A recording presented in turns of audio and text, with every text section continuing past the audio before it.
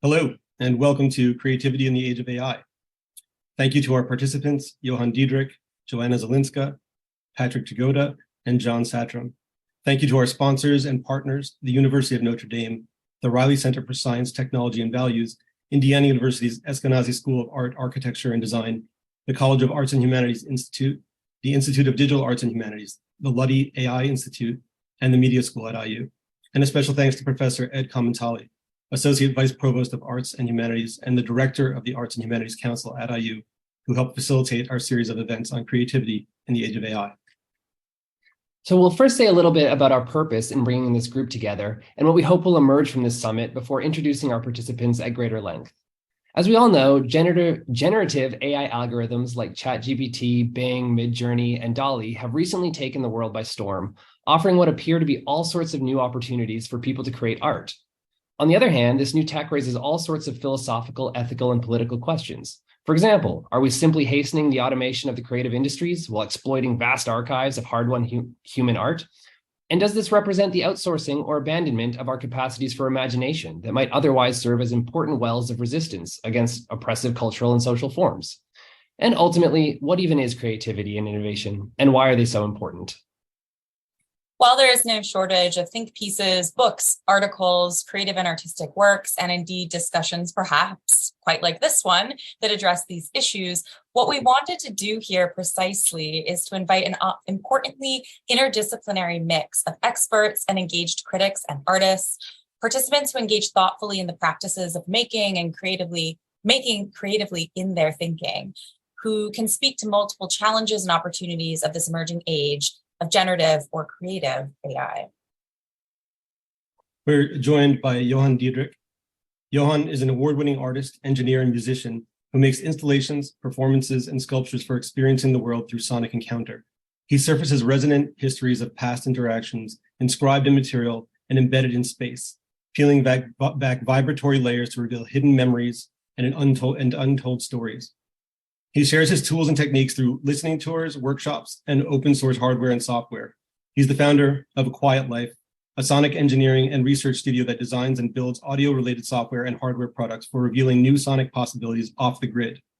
He's the director of engineering at Somewhere Good, a 2022 Future Imagination Collaboratory Fellow at the Tisch School of the Arts at NYU, a 2022 Wave Farm Artist in Residence, a 2021 Mozilla Creative Media Award recipient, a 2020 Pioneer Works Technology resident, a community member of New INC, and an adjunct professor at NYU's ITP program. His work has been featured in Wire Magazine, Music Works Magazine, and presented internationally at MoMA PS1, Dia Art Foundation, NYC Parks Department, the New Museum, Ars Electronica, Science Gallery Dublin, Somerset House, and multiple NIME conferences, among others. Thank you very much for being here, Johann. We next have Joanna Zylinska. Joanna Zylinska is an artist, writer, curator, and professor of media philosophy and critical digital practice at King's College London. She is the author of a number of books, including AI Art, Machine Visions and Warped Dreams from Open Humanities Press in 2020, The End of Man, A Feminist Counter-Apocalypse from University of Minnesota Press in 2018, and Non-Human Photography from MIT Press in 2017. An advocate of radical open access, she is an editor of the Media, Art, Right, Now book series for Open Humanities Press. Her art practice involves experimenting with different kinds of image-based media. She is currently researching perception and cognition as boundary zones between human and machine intelligence. Her new book, The Perception Machine, Our Photographic Future Between the Eye and AI, which is such a great title, is forthcoming from the MIT Press. Thank you so very much for joining us today, Joanna. Next, Patrick Jagoda is the William Rainey Harper Professor of Cinema and Media Studies, English, and Obstetrics and Gynecology at the University of Chicago. He is the director of the Weston Game Lab and co-founder of the Game Changer Chicago Design Lab. Patrick's books include Network Aesthetics, The Game Worlds of Jason Rohrer, Experimental Games, and Transmedia Stories. Patrick designs transmedia, digital, and analog games, including the climate change alternate reality game, Terrarium, which received the 2020 Indiecade Award for the best location-based and live play design. He is a recipient of a 2020 Guggenheim Fellowship. Thank you for participating today, Patrick.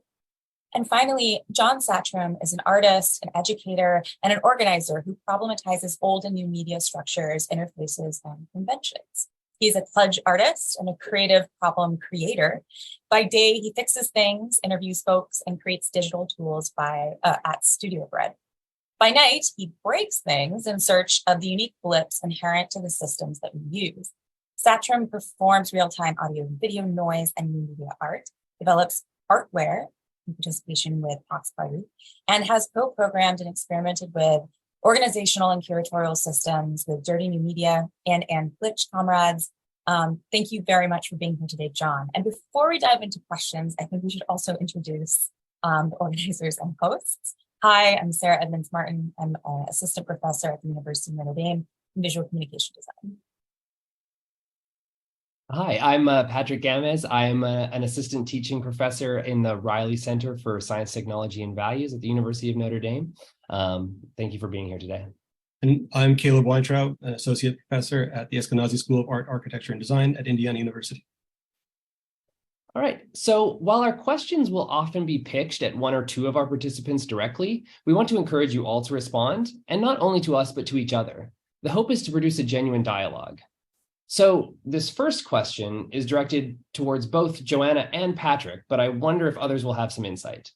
So by some glorious coincidence, in both of their recent books, Joanna's AI art and Patrick's experimental games, Candy Crush is taken to be a sort of privileged example of a kind of problematic, limited, or ideological engagement with AI technology, whether in gaming or as a more general phenomenon.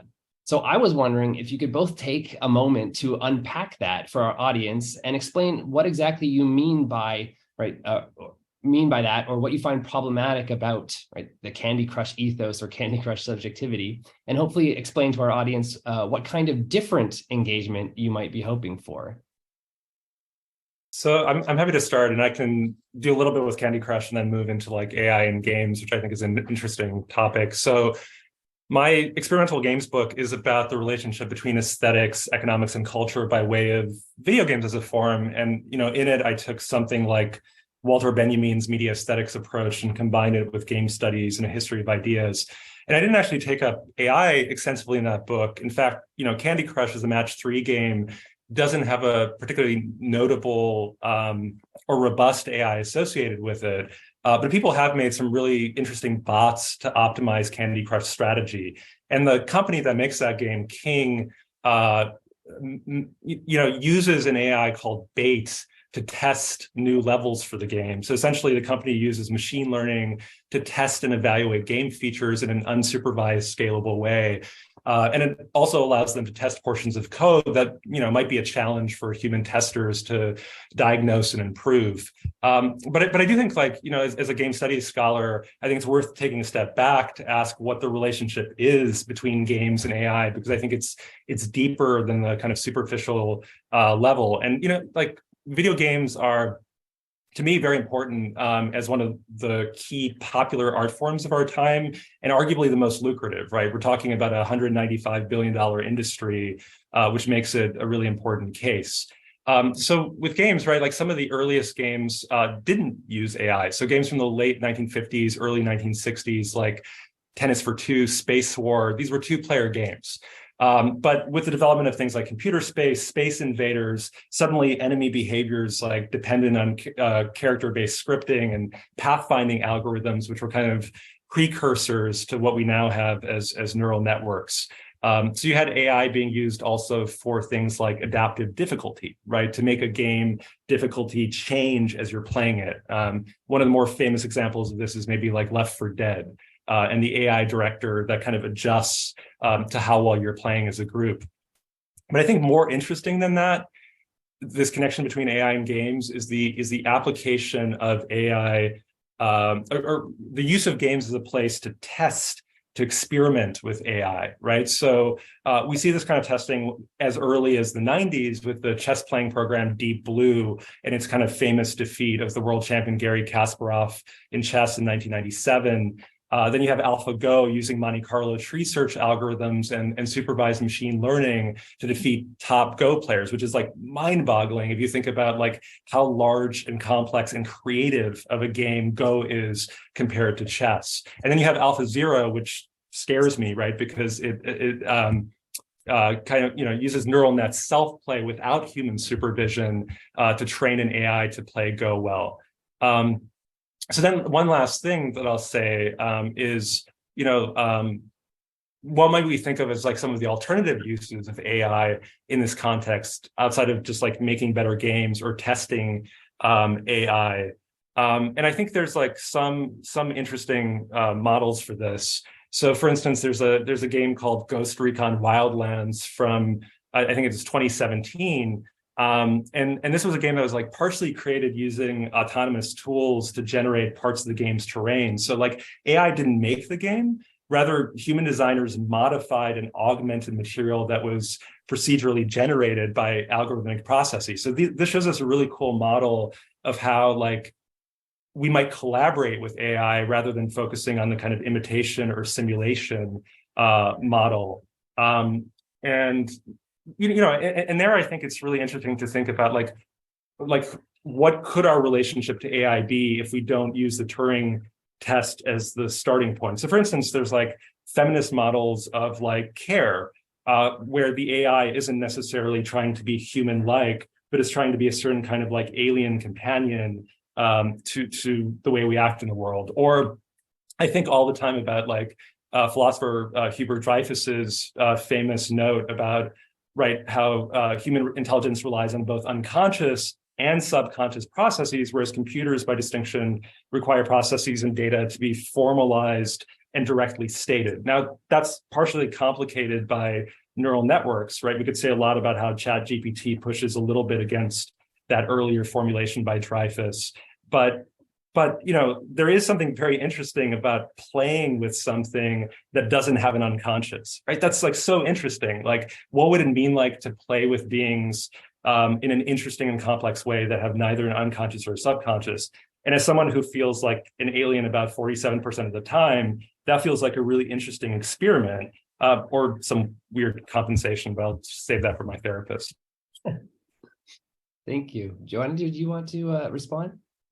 Yes, I should choose my metaphors more carefully, I suppose. And when I wind up on a panel with a games scholar, I did use Candy Crush quite disparagingly there. So I don't, in the sense that I was referring to an early phase of AI art, or so-called AI art, and so-called referring to both AI and art here. Around kind of 2017, 2018, the kind of early curatorial pickup of certain types of aesthetics, certain kinds of visualities. And what was happening around a certain early hype got me quite angry and quite disappointed as well about the kind of work that got noticed, the work that was being shown and that was generating a lot of kind of smoke and mirror effect. And I did compare it to Candy Crush as this kind of numbing aesthetic experience that was promising a lot through this visual vapor that was enveloping our bodies and kind of moving us towards this kind of sensation of slight hallucination and slight kind of trance.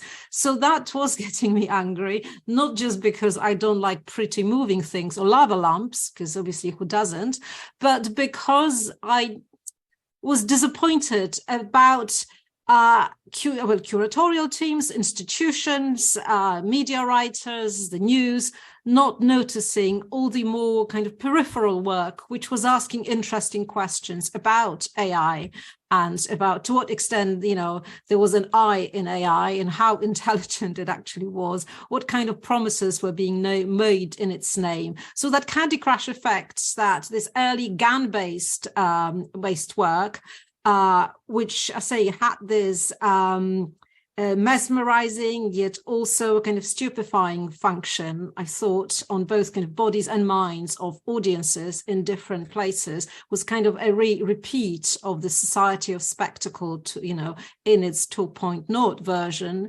It was for me as a kind of, it served as an articulation, that moment, of a certain desire as well for different forms of interventions. And I'm working on a project called after AI art now, which is, it's a bit self-referential. I'm trying to move away from my own first phase of critique, but also to recognize all these amazing projects that are happening, that scholars are bringing in, and artists are bringing in questions around, our ways of being with technology, about the recognition of different issues regarding, the articulation of subjectivity. There's multiple dimensions, and be it we can talk about, racialization of algorithms and the gendering of the kind of technological setup, the extractivist models that are kind of driving all of this, the kind of work that is more political, more social, that is also more ironic, that's more critical. So to almost work through that smoke and mirrors and that kind of very flowy and floaty aesthetics. And again, I'm not disparaging GANs as such. I mean, I've worked with that technology myself, but asking asking a kind of more complex and more nuanced understanding and engagement with things that maybe don't look that amazing at first glance, but that also require maybe a quieter engagement. So it's just thinking about what artist David Young called little AI. And I kind of like that idea. So maybe that will do for now. So Joanna, unlike you, I like pretty colorful, moving things, but I agree with you. I think Candy Crush is a horrible game for all of the reasons that you're suggesting. And it is interesting to think about like people who fall into that flow state, right? Because it uses a lot of the same kind of techniques that like Vegas casinos use to some degree, right? And produces the same kind of dopamine hits. It's interesting to think about like when we play such a game, or if we're on social media extensively or something, like what is happening to the human sensorium in terms of like becoming machinic, right? In that kind of very particular flow state. So the kind of reversal of what AI originally were supposed to do. Absolutely. And what is not happening at the same time? What kind of questions can't we ask because we're already caught in that particular loop? And that loop becomes symptomatic of a broader cultural state of almost societal loop of this fascination and bedazzlement with the technology as a result of all the stories that are hitting people every day, that it will come, it will take over, it will replace us, it will kill us, it will take our jobs, it will kill creativity. And you just almost think, well, it's too much. And in the meantime, and I just got a text from somebody, you might have had it as well, saying, we work like peasants while AI is out there writing poetry and painting. So that kind of, there's no time to ask questions of labor, of the structuring, because we are in the flow, as you say. Yeah, thank you for those responses. I think we'll move on to the second question, but feel free to circle back to things if we move past something and you have something to say about it. So this second question is directed primarily at Johann, but I imagine everyone will have thoughts on it, and feel free to weigh in. The kinds of transformer-based generative AIs and the large language models that we now refer to as AI are broadly machine learning algorithms that are trained on vast amounts of data. And as with any form of data analytics, we're forced to confront the inevitability of bias, whether in the data or in the algorithms. I'm aware that OpenAI's Whisper has made some strides in the right direction, but in an interview with Inès Duplan, you mentioned how the biases encoded in the Amazon Alexa in your parents' home force your parents to code switch and to mute their Jamaican accents. The convergence of such biases and the pervasiveness of smart devices in every aspect of our lives generates a normalizing force that compels people to conform to the expectations and limitations of these machines in order to effectively use and engage with them. Can you tell us a little bit about how your own work, such as the Harvester app or the Wisp app, which are aimed at non-expert users, responds to this sort of pressure, evades surveillance, and redistributes this sort of power? Yeah. I feel like as an artist and as a technologist, one of my primary concerns and interests is building tools and technologies for people to use for their own purposes, and maintaining these platforms to be as open source and as transparent as possible, so people can really start to think about these tools as something that they can use for themselves, by themselves, for their own uses in their daily lives. And so with this open source instrument that I built called the Harvester, it kind of teaches people the ins and outs of music technology. With this software platform called Wisp, which is an environmental sound classifier that can listen to your environment and tell you from a category of 50 different types of sounds what it hears, and kind of gives people a pretty like soft intro into the realm of machine listening and what it is when we start to teach machines to hear and listen to the world around us, and what sort of affordances or limitations does that are we allowed to build into those systems. And yeah, I mean, I think like when it comes down to it, like machine learning and AI technologies are really predicated on the data sets that we use to train them. And so we can just really just start there when it comes to thinking about what these things are capable of, what they're able to listen to, what they're able to listen for, what they can't hear, what is always going to be inaudible to these systems. Maybe a silver lining at the end of this story is that Amazon has declared that Alexa was a complete failure and has not become the product that it thought it was going to be. And so maybe we just aren't there yet as far as these devices. Particularly, I'm not too sure why. I don't really think it's maybe a technology issue, but I think it might just be a kind of social adoption issue. Like people are still kind of worried to the idea of speaking to machines in the way that we speak to each other as humans.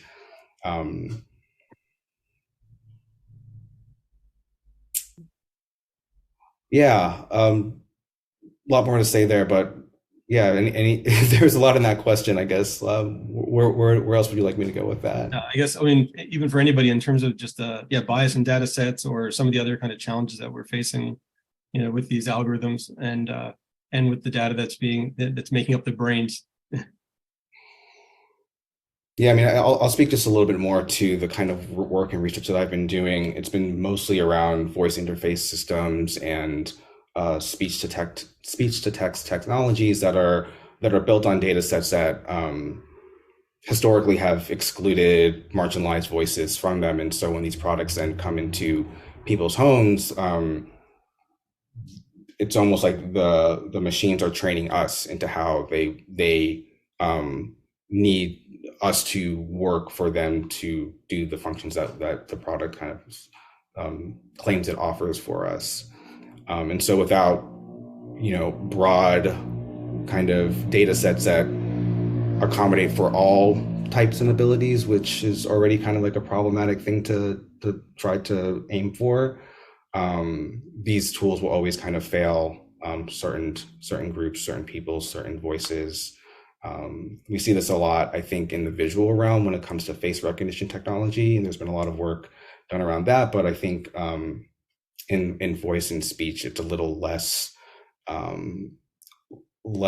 tended to, and with then voice becoming or wanting to become this kind of not new emergent interface, but I think like the adoption for these technologies, not just in consumer devices or on your phone or your computer, but in things like banking, finance, law, job search, interviews,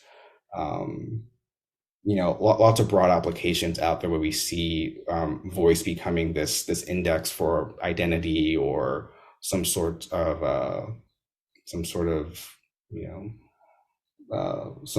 position in the world. And yeah, that's broadly not the case. Yeah. Thank you. So the next question, well, really two questions, is mostly directed for Jon and Patrick, though I know Joanna has written extensively about this issue and it comes up in Johann's work as well. So I would love to hear everyone's responses to this. As everyone can see in the videos linked on the website and on our YouTube channel, each of our participants created kind of like a pre-trailer video. And in Jon and Patrick's, you have created a fake AI-driven class at the University of Chicago, a class in which the instructor presents as AI, but it's actually you two. And in the video, you say, students have all consented to have their data used, so it's completely ethical. Now, this raises questions about what has been called Potemkin AI, the presentation of smart devices or apps that are actually run by crowdsourced labor, such as, for example, MTurk workers classifying data, which in turn raises questions about exploitation and automation more generally. I've heard from many who work, for example, in commercial art or as professional photographers, who worry that generative AI is either exploitative, i.e. using human-generated artworks as trained data without compensation, or on the other hand, paving the way to automating creative work completely and disempowering or displacing workers in the creative industries. Can you say something about how you think about this relationship between deceptive or exploitative presentations of AI and the push to adopt AI precisely in those most human creative professions? John, you want to go first? Sure. Yeah, I mean, I guess I like the two parts of the question, and I think the deceptive part, I'm fascinated by the faux AI and people having to backtrack out of hyping something a little too much, right? And then having to fix that with maybe creative sleight of hand.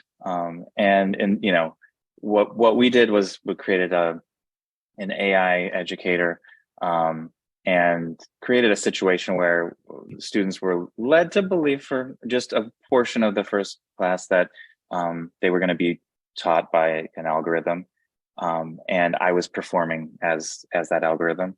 And I came back into the room after it all completely spectacularly failed on purpose to talk about, like, this was all a farce, this was all fake, but it could, like, there was that kind of that like this could be a thing, and that's an interesting space to be in, and it's kind of time based, I think, a little bit, where we're a little off kilter right now with not knowing exactly where we stand in that space.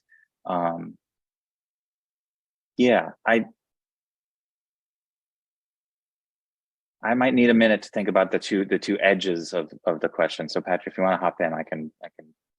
Yeah, I'll say, I mean, since you said something about that project in your course specifically, I'll say something maybe a little bit more abstract.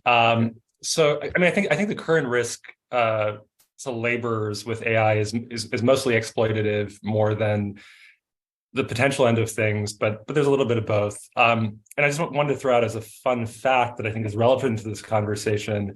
It's worth remembering that the word robot was coined by the Czech playwright Karel Čapek, right, in his 1920 play RUR, or Rozum's Universal Robots. So in Czech, right, as in other Slavic languages like Polish, the word robota means labor. And specifically, it has a connotation of forced labor, like what serfs would do for masters, for instance, or uncompensated domestic labor. The word for fully compensated labor would be praca, so it's a completely different word. So it's a kind of labor versus work distinction, kind of like what Hannah Arendt makes, for instance.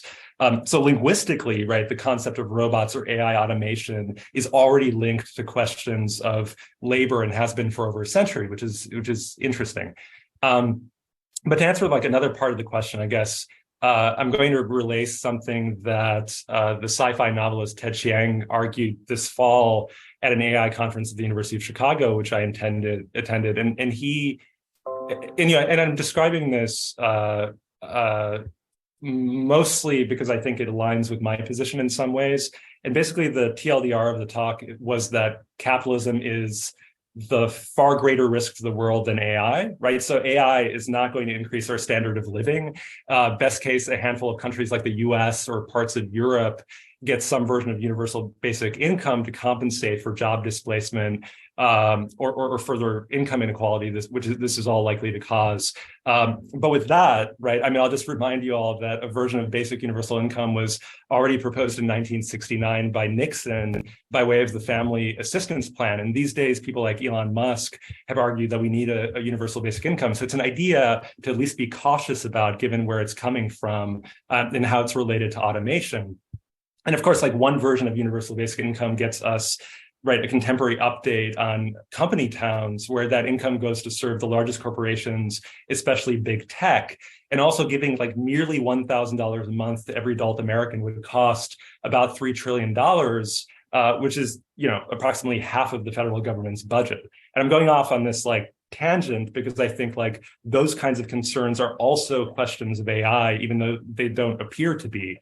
But anyway, AI is not going to improve our standard of living. AI is not going to help us solve the problems of income inequality. AI is getting impressive in a variety of ways that we'll probably talk about with ChatGPT, DALL-E, Midjourney, and so forth. But its sources and its outputs are both the immense data business that social media companies and other corporations have built over the last 2 decades, right? So Kate Crawford, I think, makes a really compelling version of this argument where she argues that AI is made up of natural resources, of fuel, of human labor, of infrastructures, of logistics, right?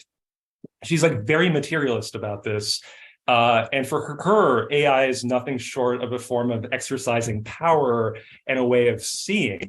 So like, and Crawford goes like, as far as to argue that contemporary AI are inherently extractive, as we've already kind of like put out there.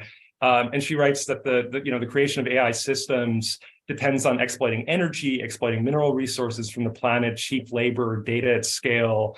It leaves behind an enormous carbon footprint. So it also has these kind of secondary impacts on laborers and labor. And so I'm going off into the kind of like larger topic that you raised, Sarah, but it is worth, like the example that you gave with artists, just to take it back to that. We see with like Midjourney or DALL-E 2, they rely on huge data sets of pieces created by human artists. But unlike something like Spotify, where the artists that contribute to that data set see some of the revenue sharing, that doesn't happen with these programs. So we already have like a massive labor problem for artists, even currently, right? Because when you're making a piece in Midjourney, you're using their labor, but they're not getting anything back. And I do think, on the okay, so and then there's the concept of Potemkin AI that you raised, and that goes back to like Kemplin's Mechanical Turk and Vaucanson's Digesting Duck and like all those kind of historical automatons, which I think are really worth going back to, like even in the 18th century, in these kinds of conversations that we're having here. One difference I think between those AI and what Jon and I were trying to do is that in those AI, like people were trying to get away with those automata in a fraudulent way, right? Whereas for us, the imitation was there in order to deconstruct and reveal this tendency instead of trying to get away with it. So I think this offers a kind of case or an opportunity for Potemkin AI to demystify the underlying operations, not just of technological systems, but also sociopolitical systems. I want to see if Joanna, great, or Johann has something to say.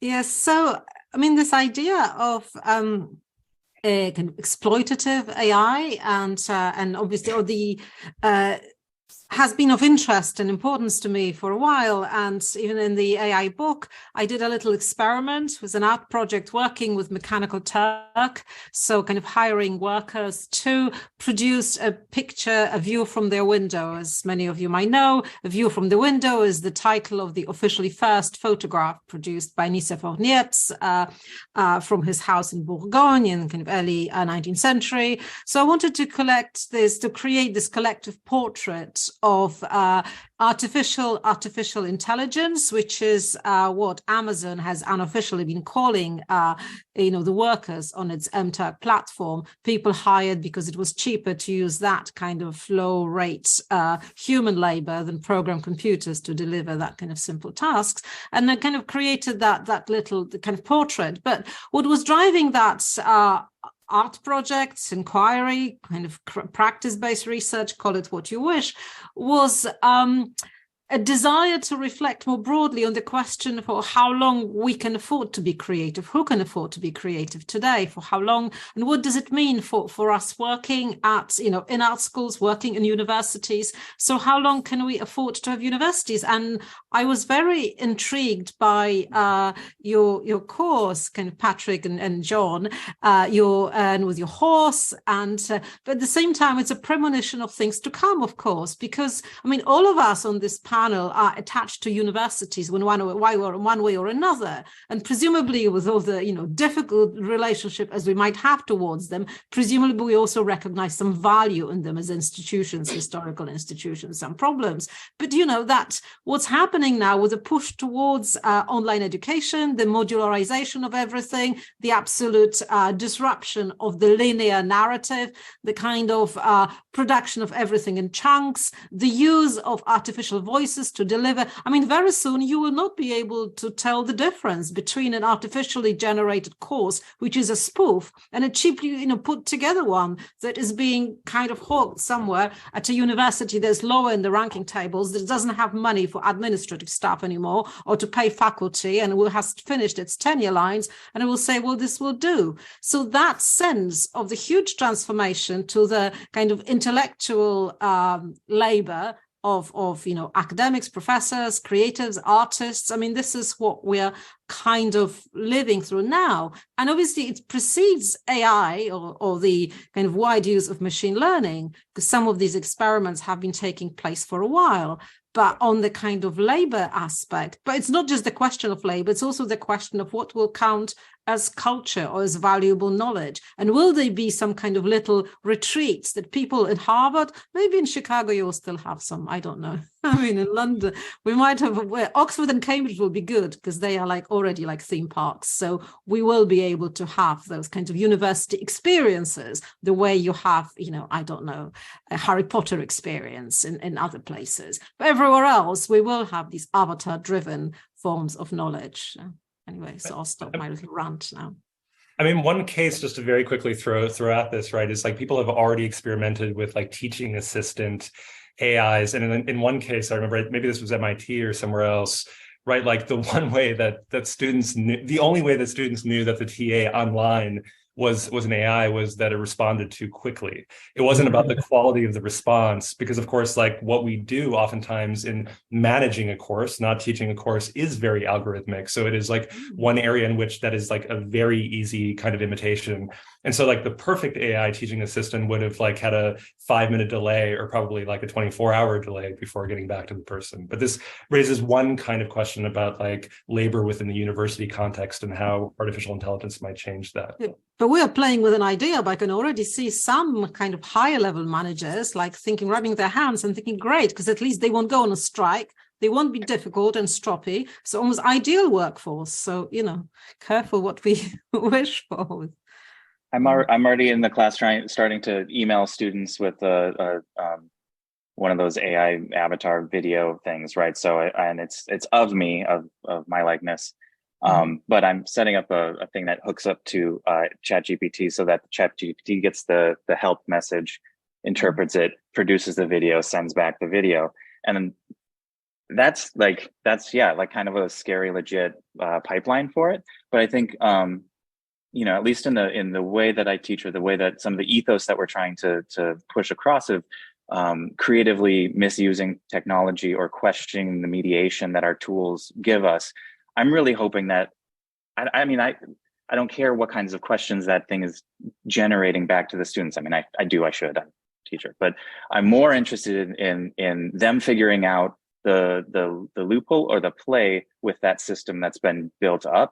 And so I'm pretty excited, and I hope none of them are watching, that they figure out how to make me say weird things or generate content that could be, used in a different way. But it's that ethos of interrogating or playing with the systems. And I think that is maybe one skill that's going to be important to be working with these, codified systems as they become. That sounds fascinating. And I've kind of been doing similar, maybe lower scale experiments with my students as well on the digital image course and some others. I'm also thinking more kind of philosophically along the lines of, the kind of originary technicity, if we've always been technical beings, because we've been produced through and with, fire, stones, wires, other forms of technology, much simpler. So, and then we often, our own enactment of kind of daily behavior is quite algorithmic, and I'm channeling Flusser here and thinking about that very rarely those behaviors that we consider unique, consider very special, are actually that unique. When you look at people's wedding photographs of their, pictures from in front of the Taj Mahal and the Instagram feeds, it's just that kind of repeatability, which is not just to do with the algorithm made me do that. That is already a certain behavioral repetition, but also some of it is to do with tiredness as well. And I think the more tired we are as a workforce, as operators in that kind of current machinery of the multiple systems we are part of, we are ourselves acting more and more like machines. So whether it's you, Jon, it's your avatar, or it's yourself as non-avatar, maybe sometimes there isn't that much of a difference.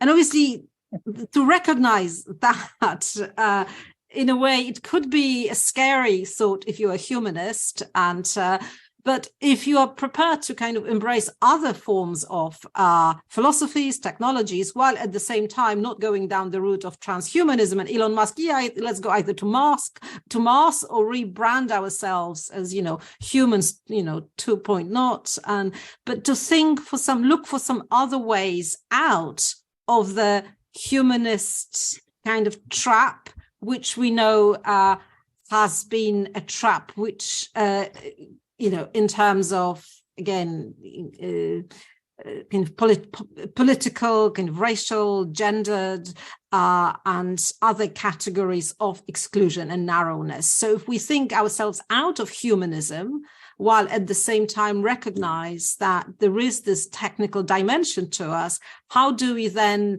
with AI, think of ourselves in a more interesting way than just going along with what tech bros have to offer? Because I don't like their propositions for us at the minute. I like your turn, Joanna, back to like the question of original technicity via Stiegler or something like that, and like thinking about AI and that kind of theoretical genealogy. I also like our various attempts to historicize this question, right? Because these things become so contemporary and therefore annoying, right? It's like NFTs are happening now. Let's all like work on NFTs as if there's like no history to this sort of thing. And now like AI is a big thing again. So like before the next AI winter sets in, let's all be obsessed with this and make careers out of it. So like, but there's like history of these things, right? Including not just the history of like making AI, but the cultural imagination that yields these things, right? I think about all the time, like via Colin Milburn's work or science studies in general, just like how large of an impact artists and designers have on the work that scientists do, right? One of the most famous examples of this would be Neil Stephenson in Snow Crash, right, giving us the kind of vision of the metaverse, for instance. And that's like empirical, right? There are like actually like VR designers and virtual world designers who are like, I grew up reading this like cool libertarian sci-fi author, and now I want to make a metaverse world. I'm sure Zuckerberg is one of those people, but Except I didn't do close reading in my class. That's why I misunderstood it completely and just like turned it on its head. And I don't even know that it's libertarian, but like but it's cool because there's this like girl who's skateboarding and like whatever. So interesting novel, but the idea, right, is that like literature and games and all this kind of stuff give us particular frames for thinking about these questions, including like bad fantasies that are associated with these projects in the first place, right? So like one of the most foundational and recurring myths that we have takes a form in like Pygmalion or Galatea or Frankenstein, right? This idea of making a non-human being, right? This idea of playing God fundamentally in one way or another. And the form that playing God isn't even that interesting. Like if I were playing God, I wouldn't want to like recreate something that we already have. Like if I wanted human beings to talk to, like I would jump on a Zoom call and talk to you all. Like I wouldn't try to make something that's like 90% there, and maybe we'll asymptotically move toward like almost being there, but not quite. Simulation is like a weird God complex. But again, I think I'm also defending humanism even in the post-human project, right? To say that like understanding psychoanalytically or culturally or in terms of like the gender tropes that go into Pygmalion. And of course, it's like a woman that you're creating and then she rejects you, right? It's like those masculine aspects of the project, which of course like technoscience is like driven by, like we need to understand those in order to understand like why these might not be the best ideas that we're having. Oh man, there's so much there that I want to dive into and unpack. There's like 18 different streams that I'm going to be disciplined and go on to the next question. So this is fantastic. Thank you. So this question I think draws primarily from the work of Joanna and Johann, but again, I think it's something that everyone's thinking about, and it touches on themes that we've just been talking about. So Joanna, in your book AI Art, you discuss another meaning of AI that you call the Anthropocene imperative, right? And you note that it's perhaps not surprising that we're getting a lot of hype about AI, right, at the very moment that looming climate catastrophe threatens the planet, right? And that much of the research focus and use to which new AI is being put is a sort of distraction or displacement from where our creative energy should be going. And so if I've understood you correctly, you think we should be looking for a way in which we can use AI to, in some sense, alienate ourselves, and in doing so, find new ways of addressing or engaging both AI and ourselves. And similarly, Johann, you have described some of your work as attempting to construct a new critical listening positionality, or a critical positionality, which strikes me as being in the same sort of spirit as Joanna's work, right? About finding a sort of alienating yourself from familiar positions, something like that. So I was wondering if you could both say a little bit about the kind of subjectivity or the kind of experience you think that AI-driven art work ought to strive for, and how, in particular, alienation or strangeness fits into that. Yeah, I can make an attempt to think about that. I think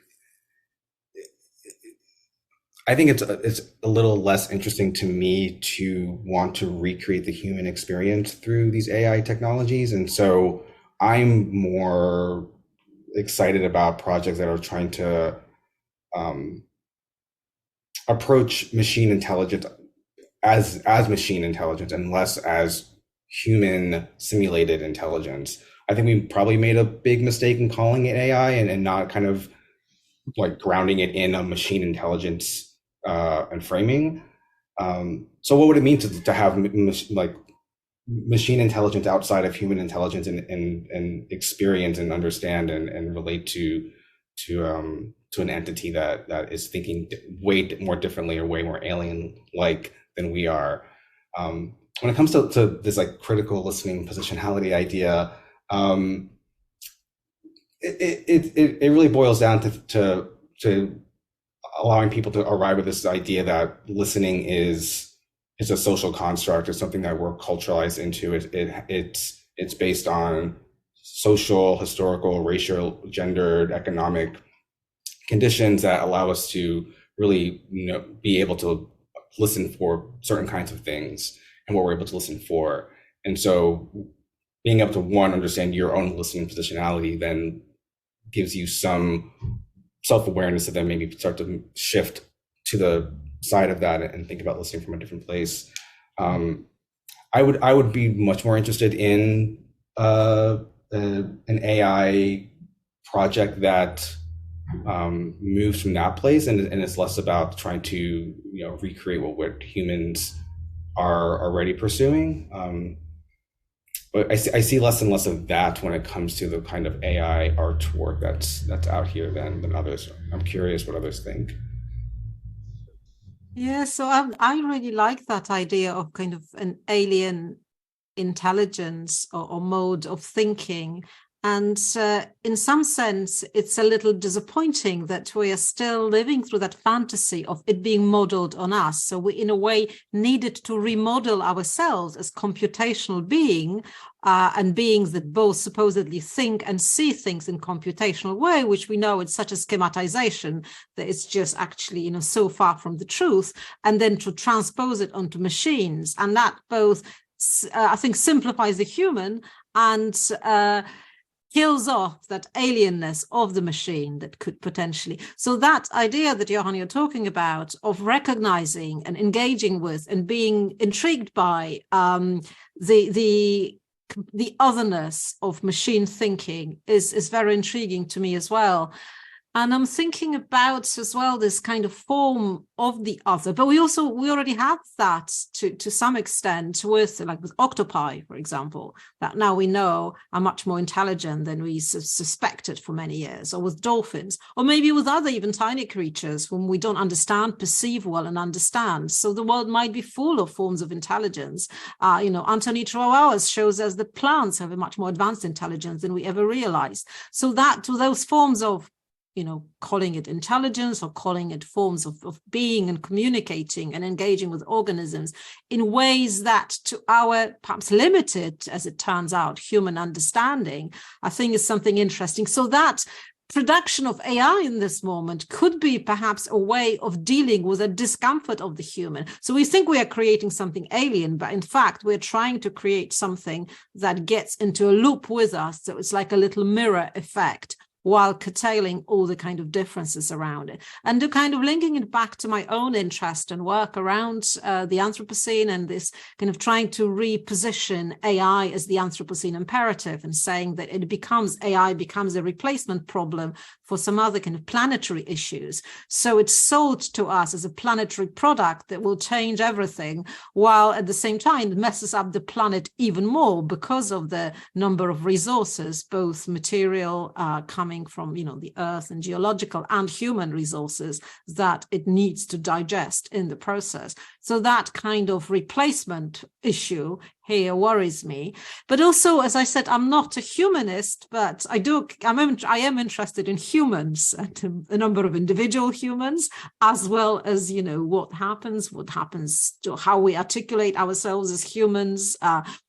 So that interest in the humans and the weirdness of our own alienness from ourselves. We used to do that through psychoanalysis. Now we've got other discourses and practices to do that. But that is of great kind of interest and concern to me as well, that relationship. And maybe to go back to Patrick's question around whether I use AI to also imagine other scenarios, other futures, I suppose I do, and as a form of kind of philosophical speculation as well, and I do it both in my writing and in my art practice. So what I've got in the background is a still from my remake of Chris Marker's La Jetée, which is, it's kind of this quintessential avant-garde film in which a kind of a white man goes to another world, another planet, to the future. So it's, another planet, another world, call it what you wish, and brings us salvation. And obviously, so I'm trying, with AI, I'm trying to remake that story of the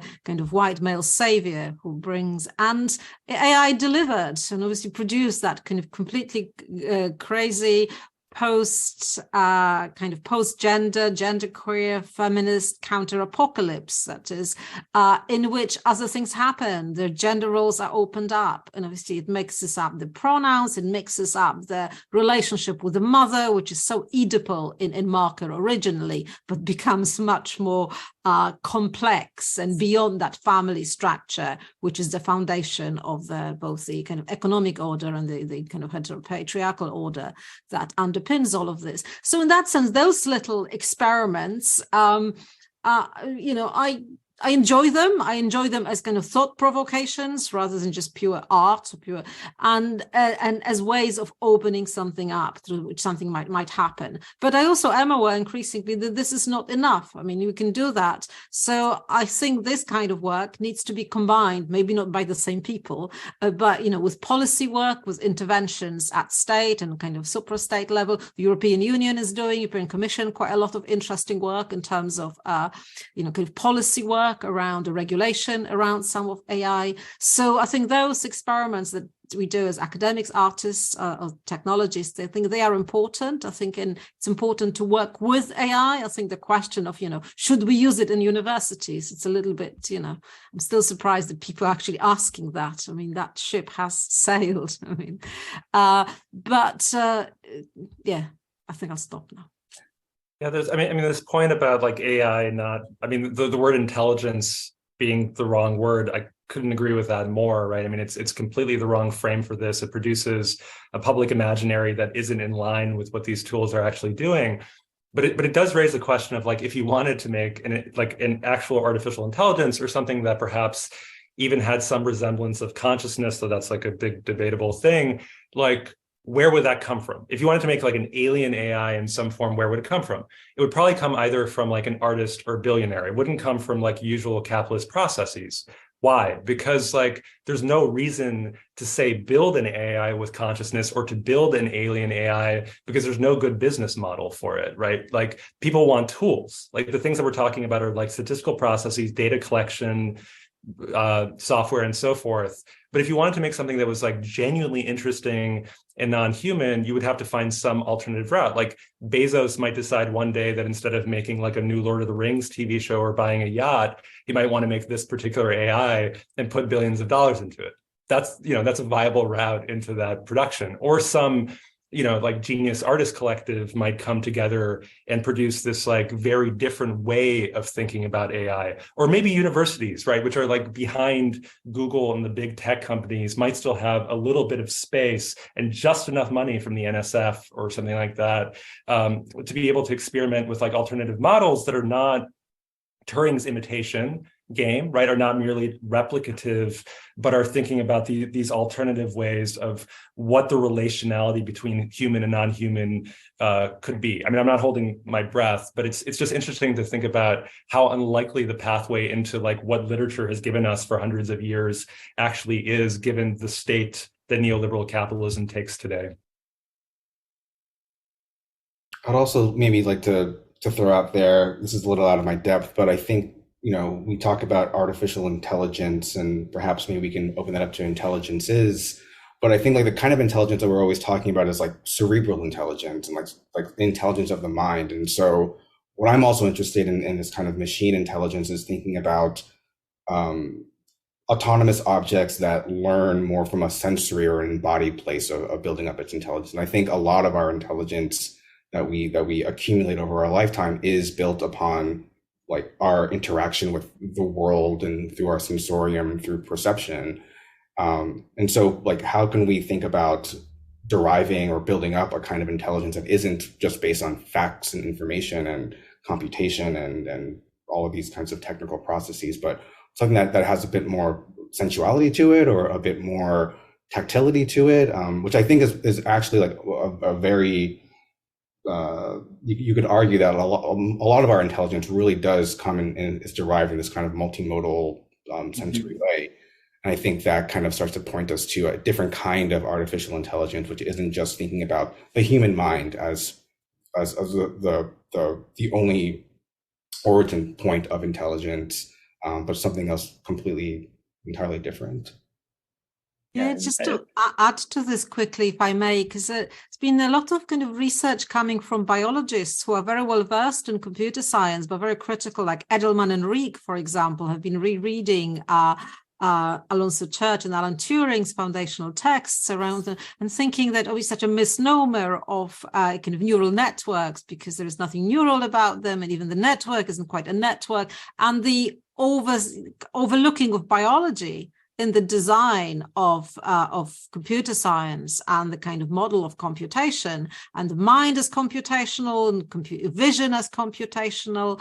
So that idea of perception is very interesting. And I think Google over the last few years has replaced, as part of its official nomenclature, machine vision with machine perception, actually. So there is a recognition that perception is more multimodal, there's more haptic, that there are other senses involved. And yet what hasn't yet happened is this shift from a single organism or entity that is, built by an institution towards an environment. And so even though we've got these kind of perception models, so what I'm trying to do with my current work on perception is kind of think about what happens if these intelligences are in the world and off the world, rather than just, being these full entities that might be multisensory, but they're already interacting with other pre-constituted entities. What would happen if the model is much more networked in an actual sense, rather than just like a computer science metaphor? Great. Thank you for those answers. Okay, well, this question is going to be for everybody, really. So you're all artists and creators who engage in some way with AI.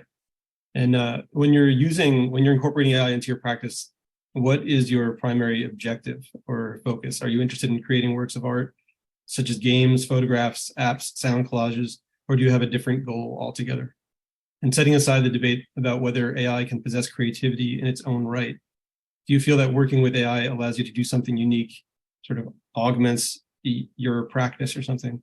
And if so, how would you describe that characteristic? I'll start because I'm probably like the least qualified to do this, and I do art that isn't dealing first and foremost with like actual AI the way that other folks on this Zoom might be. I mean, I've done a lot of stuff with like imitating AI in the way that John and I did here with various alternate reality games that I've worked on.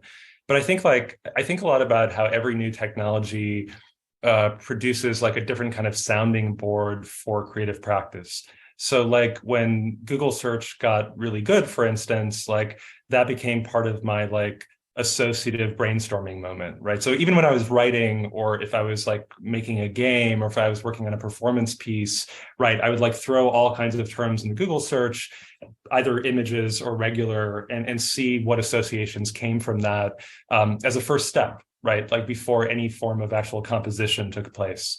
And so I think similarly with like ChatGPT or with Midjourney or something like that, it isn't just about using it to produce like finished outputs. It's like a way of thinking with it. And in a way that it's like thinking with thousands of people who are unfortunately uncompensated, as we were talking about before. But there's a possibility there, I think, for producing different kinds of pathways. So, one way of thinking about AI art is as process rather than in the way that we usually think about it as a series of outputs.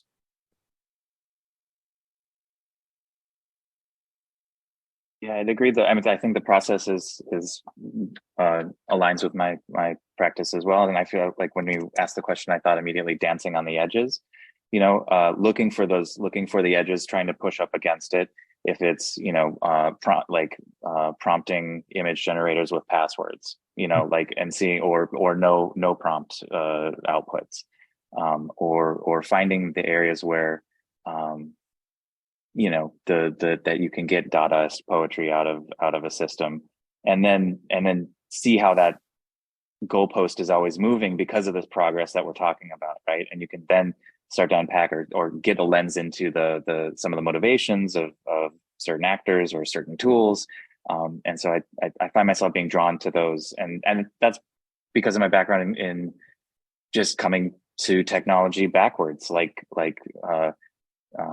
glitching things to find out how they work, in a non-science but more aesthetic kind of curiosity, and I think that we're in a moment where you can do that with these new advancements, and there are interfaces being made that are democratizing super specialized areas, and APIs are being exposed to all the tools that maybe we got used to. And, oh yeah, now you can put, X in Y tool. And, oh yeah, now that means that backdoor is still open in that tool. So I think that's where where I'm gravitating right now with this stuff. Yeah, I've been sitting on the fence, or at least like kind of on the periphery. I haven't really been using AI for any kind of generative modes, both either for sound or music. Maybe this is where I admit to being a humanist and being a bit of a romantic when it comes to art making. And so for me, the idea of generating hours of new music potential just isn't that interesting to me as a practitioner. I'll again, romantically, maybe thinking of music making as something that feels like the joy I get from that is in the haptic and tactile and sensory mode of that, and having and offloading that process to the computer is not quite interesting at all. At least the work that I am doing for that is it's fulfilling a different kind of itch. And so maybe that's just like what for me would be the potential output for using these type of technologies for creative means is something I'm still kind of scratching my chin about, and just thinking what would I want to use this for. There's really nothing that's there for me. I've been mostly, examining bias within these type of systems and making work that's more like critically engaging with what are these tools actually doing, and presenting that to an audience and to a public so that we can actually have conversations rooted in reality, and kind of demystifying the smoke and mirror of how these things work.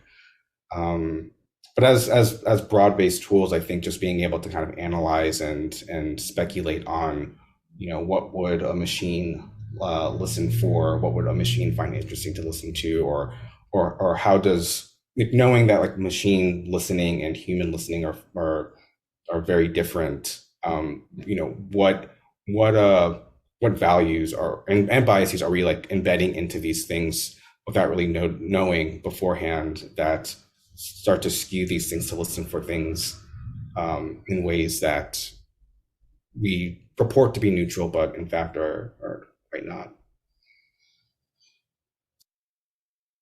Yeah, I'm kind of interested. I'm using that, I think, less for aesthetic effects and more as a way of kind of thinking with media. As part of my day job is a professor of media philosophy. So I would like to say I philosophize not just about media, but also with different media, and recognizing their different affordances, what they do.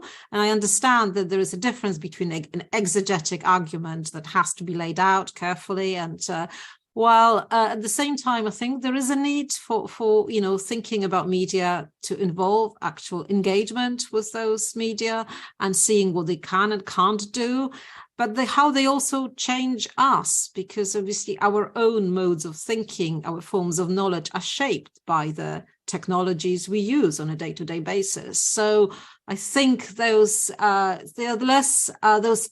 art pieces are produced, they are maybe less about art, or I'm less driven by a desire to be kind of always gallery based, and much more about alternative forms of knowledge production. And even though sometimes they do end up in galleries, because galleries are more hospitable in a way to those kinds of knowledge experiments that look like art.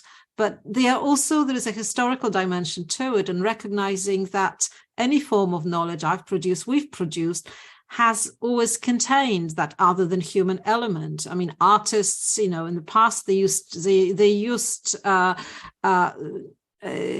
forms of inspiration coming, I don't know, from the muse or the Holy Spirit, or drugs, or all sorts of machines that they help them deliver.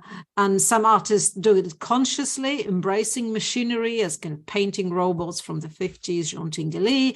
Others less consciously, but recognizing, secretaries supporting, and office workers and wives supporting great male artists. So that whole infrastructural sense of that has been in place for a long time in the creation of art. So I think AI, in some sense, makes that process a little bit more visible, those tools. But for me, it's also interesting to take it back historically. So even that the process of co-creation, has a long history. Something changes, of course, in terms of intensity, ease, perhaps banality as well, that is, encouraged with that. But there is also a longer lineage to those kinds of interventions. That's great. I'm going to circle back to Jon. You brought up the glitch. This question is for everyone, but sort of takes a lead from what you mentioned with the glitch. You describe yourself as a problem creator and a problem maker, that you play both of those kind of terms play a role in your work, as opposed to problem solving, which is often taken to be central to engineering and design. I own that. I own that kind of criticism. This is really interesting insofar as one of the big complaints about LLMs and ChatGPT and Bing is that they hallucinate. They get things wrong a lot of the time. They make mistakes, they commit errors, or if you like, they make problems. So can you expand on how you see, you and Patrick and Joanna and Johann, can you expand on how you see the relationship between error or problems and creativity, and how AI might fit into that picture? Well, I think it's hallucinating. It may be making errors, but it may be also making art, right? Like some of the and maybe that's just my own proclivities or interests in in the output. But through creating those problems, you're able to start to see some of the systems at play. And a glitch in itself is a moment that's a break from a codified system that makes you aware of the system. And so that's been like a motivating thing in my practice for a long time. And so I guess when I was talking about the edges, that's a way of exposing those edges and some of the motivations that are within these systems and tools and hegemonies and structures. And so, yeah, I mean, I don't know, when a problem's solved, it's less interesting. When I don't know how many problems we see solved in a lot of ways. So yeah, I think there's another element of it. For example, the problem of the hands, right, of image generators, right? That's like, in one way, it's an interesting aesthetic. In another way, it's an opportunity for us to laugh at AI and be like, haha, it sucks at doing hands. My friend could draw a hand better and they're a human. But those problems are also being worked on and solved. And so that's like an interesting, rough area of contention in the space. But that's solved. So that's fixed now on Midjourney, right? Like all the articles last week, like, whoa, it can do hands. And now it's like, to me, that's like so not interesting. Like, oh, great. Now I can do all the hand art that I want to be generating. The motivation to, we're talking about the emulating all art before us is so less interesting than the screw ups that are happening in the process. And that door is closing behind us as we fix this stuff, right? And so, we're going to see early image generator aesthetics as just another drop down next to, modernism in new image generators at some point, right? And that's like it's a weird feedback loop that's going to happen. But yeah, I guess I'll leave it there. But I like this. I mean, I use this distinction between problem solving and problem making in my writing a lot to think about like improvisation and other kind of human capacities. And I think it's a really useful frame for even approaching like what is going on with AI at this particular moment, which is that like most AI are created to address or theoretically solve very particular kinds of problems, right? So even the idea of a general AI is like almost unthinkable from within the framework that we find ourselves in right now. But I think it also leaves a lot of space for like what human beings do well that is perhaps like still or fundamentally unique, which is like problem making, which also requires, not just like, producing a mess that doesn't hold together, but recognizing it as something, right? Like interpreting it as something. And interpretation is an aspect of art as well, right? It isn't just making like an interesting image or a poem. It's also like producing meaning out of that thing. And that's like one place where we're like pretty far with AI, that interpretive dimension. At the same moment that like English departments and other interpretive humanistic departments are like falling apart at public schools in the United States, right? So like the one thing that we do really, really well is now being sort of like financially underdeveloped. But I think like even more broadly, like I think misrecognition is such a creative act. And it was interesting, like Joanna, you mentioned La Jetée, right? La Jetée is entirely a film about misrecognition. It's this guy misrecognizing this childhood moment of a woman's face as the moment, that turns out to be his own death. Sorry, spoilers, but it's been a few decades. So there's something about misrecognition that I think could be really powerful, not just psychoanalytically in terms of like human development, right? Because that's like what reconnaissance misrecognition is all about in psychoanalysis, or the mirror stage or something like that. But with art, it's so important, right? I mean, it's such an important part of many of our processes. It's like you're expecting to do a thing, you see a different kind of thing, and it takes you in an unexpected direction. And what you produce is like more interesting than what you were setting out to do in some ways. But also that ties in with the notion of pleasure, that our own human pleasure at that moment of misrecognition as well. So some of the, obviously art gives us pleasure and obviously gives us lots of other things as well. But the moments of, glitch, when life glitches, sometimes it's very annoying and it can be inconvenient, can be traumatic. Sometimes it can also be a form of pleasure because it just, sets out a new trajectory. Something opens up. But also, I think what, glitches in art do, they also introduce a different temporality and a different trajectory. I mean, I'm interested in those glitches and those moments when AI is not yet quite amazing. I mean, I don't know whether it will ever be quite amazing, but I can see that in a lot of kind of business investors' trade book, it will be amazing at a certain point as a tool, providing adequate responses to prompts or providing drafts of all sorts of letters. And for the La Jetée remake, I used GPT-2 and a relatively early version of the GAN model. And that glitchiness is part of the pleasure. And I'm aware that I'm also with that capturing quite a rare moment in that history of the development, which is already gone.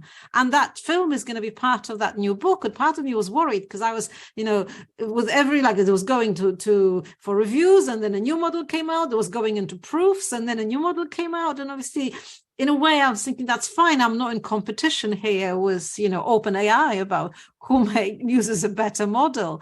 I was aware that I'm capturing that moment when glitches are still visible, because glitches will stay, but they will get deeper into the database, and we're going to live with their social consequences in a much more harmful way. So at the moment, because this technology is a little bit not amazing and it just falls apart and just throws it in your face, we can say, aha, and something is happening. And there is that human pleasure of seeing the glitch is also the ethical response to the kind of broader question of the extractivist and deeply unjust model that underpins and that shapes a lot of those databases. While there will be a moment that this will be very difficult to see, and these questions will be very difficult to ask because everything will be so embedded into the daily operations of technicity. So I think the cherishing the glitch is not just an aesthetic delight. I think it's also an ethical responsibility. And those who can see the glitches and understand and recognize them,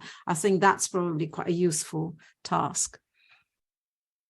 Yeah, this is, I feel like I don't really follow the visual culture, AI stuff as deeply as I do maybe other realms of AI technology. But, when Google Daydream came out a few years ago, I feel like that was like peak glitch, like embracing just like what that, hallucination overload and really not trying to, trend towards realism or anything that like tried to look like something you've seen before. But and I think we definitely like moved away from that. I think now with like the application of this technology for commerce and commercial use, you're seeing that less and less.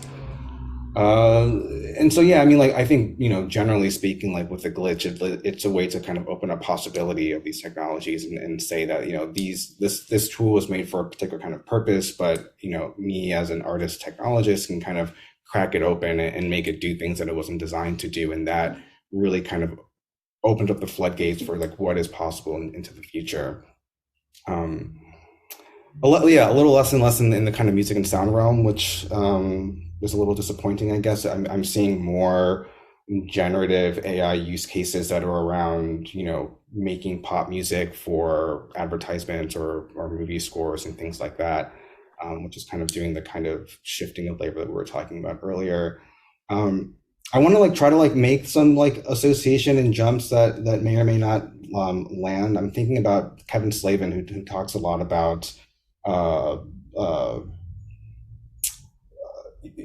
algorithms running wild and what they kind of do to the environment as the algorithms start to be the movers and shakers and changing our landscape quite literally. And I think the glitch that I'm interested in is less in the glitch that's produced by the AI machine, but sort of the glitch in society and culture that we start to see bubble up when these things or and what they generate are put out into the world. I'm thinking recently of that image of the Pope in this big white puffer jacket that was making its rounds on the internet. And it turns out it was generated by Midjourney by someone just kind of wanting to see what the Pope would look like in a cool, hype beast kind of jacket. And that to me, like, I think is like touching on like a glitch in the way that we take realism as truth in the world. And I think I'm more interested in maybe not interested. I'm like a little bit scared and worried of like how deep fakes will start to expose glitches in how we operate and understand and receive reality. And I think it's going to be pretty scary.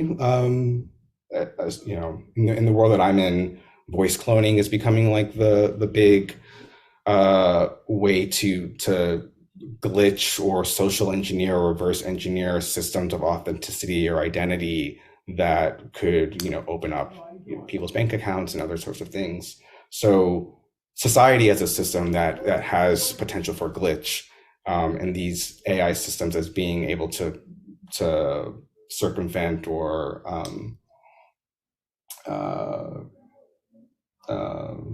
manipulate how these things work is where my head's at these days. Yeah.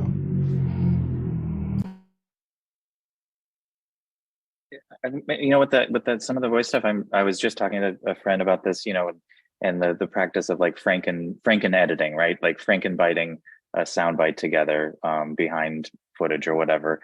And I, in some work that I do that for very good reasons, right?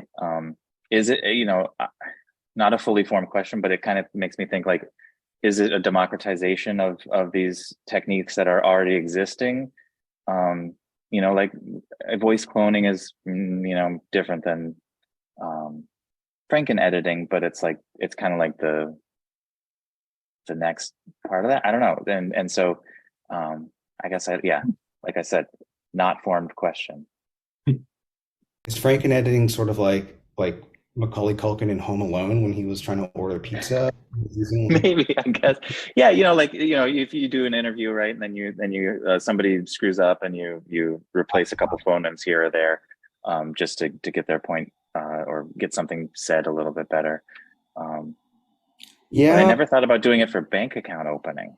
Yeah, that's one of the big risks that's kind of out here right now. Not to give anybody ideas. Democratization, like this might be somewhat related, but in developing countries, in particular like the Philippines, for example, there are a lot of these accident reduction schools that are basically trying to help people who are employed as telemarketers or doing sort of like customer service on the phone to sound more natural or have a more natural sounding English. And so perhaps it's a case to be made that these kind of tools can allow someone to have opportunities that they may not have been able to have before, and now like through the manipulation of these new voices, for example. But I think that comes with its own set of like complications and problems, of course. And that's what you're talking about, yeah. Okay, so yeah, these are super interesting responses, and we're kind of in our third round of questions, so we're going to go big. And this relates to things that have already been said. Joanna was talking about how other forms of creativity have existed, forever. But the questions here, like, what is creativity, and can a machine be creative? If so, is machine creativity fundamentally different from human creativity? Does creativity require human-like consciousness, experience, and volition? If machine creativity is possible, how might it differ from human creativity in terms of approach, outcome, and impact? It's for everyone. Okay, so I can take this briefly, and maybe because I think I feel guilty as charged, because in kind of AI art, I was trying to show that maybe asking the question whether machines are creative is not necessarily the best question to ask, because the better question to ask would be, can humans actually be creative? Are we creative? To what extent are we creative? And how long can we be creative for, given. So, but obviously that was just a little provocation, and which I'm reiterating now here, to get us to think about these processes of co-creation that have always existed, like in the way, if we've emerged as technical beings, if we've emerged with technologies, but also with viruses, with bacteria, with bits of stardust, what does it mean for those different forms of kind of unfolding intelligence around? So, but of course, at the same time, these questions are absolutely interesting. So another one of the current projects I'm working on is precisely on this idea of non-human creativity, and it's pushing further the ideas from non-human photography and kind of looking at that. And obviously the concept being that this non-human creativity is not opposed to the human, but we can look for it somewhere on the spectrum, somewhere between the human and the machine and the environment in which they're housed, and seeing what happens there. So maybe it's shifting the location, the site of the agency, but also at the same time, we still return to the human after the post-humanist critique, because to even pose the problem of creativity, you already need a certain human articulation and valorization of these things and to have the whole concept. So to return to your first question about, what is creativity?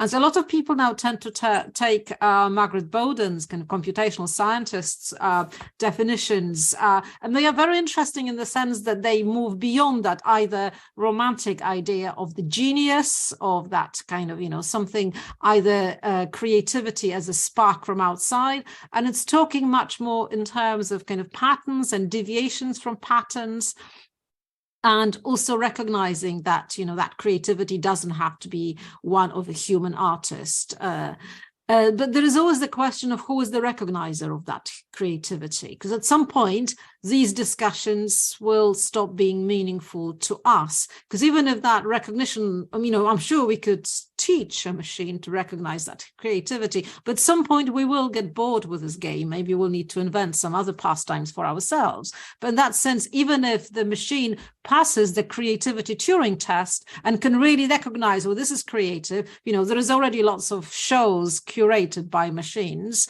and as kind of early experiments in that. But as I say, at some point, I think we will get, as humans, we will get bored with that.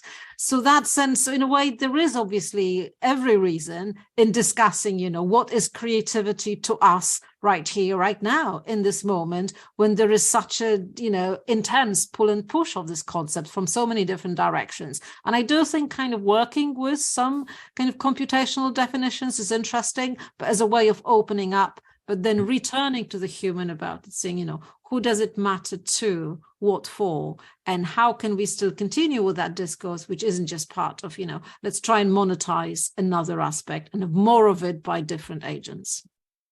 I mean, it's interesting that AI in various different disciplines have already, past versions of the Turing test, certainly EMI, electronic experiments in musical intelligence, was able to convince a very large percentage of people that it's original compositions of something along the lines of Bach or something like that was being created by a human composer when juxtaposed with the work that a human composer was doing as well there.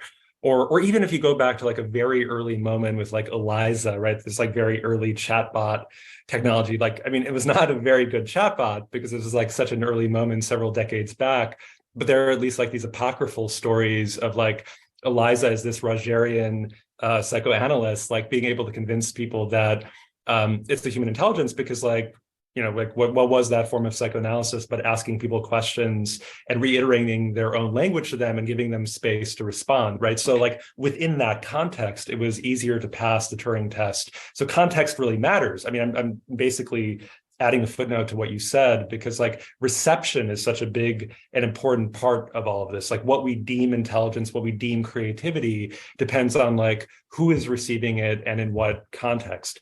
I mean, this larger question of creativity, I'm not going to do the stupid thing of trying to define creativity because I'm in a room with people who could do that more effectively. But we tend to associate it with things like association, with adaptation, with improvisation.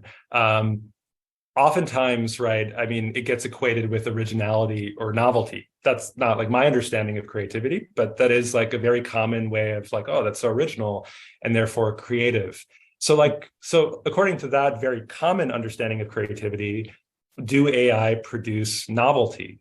But there, right, that's like such a shitty question, because like novelty is an immensely capitalist concept, right? That's how you produce new markets, is like by making something like shiny and colorful, which is a thing that I claimed that I really liked before.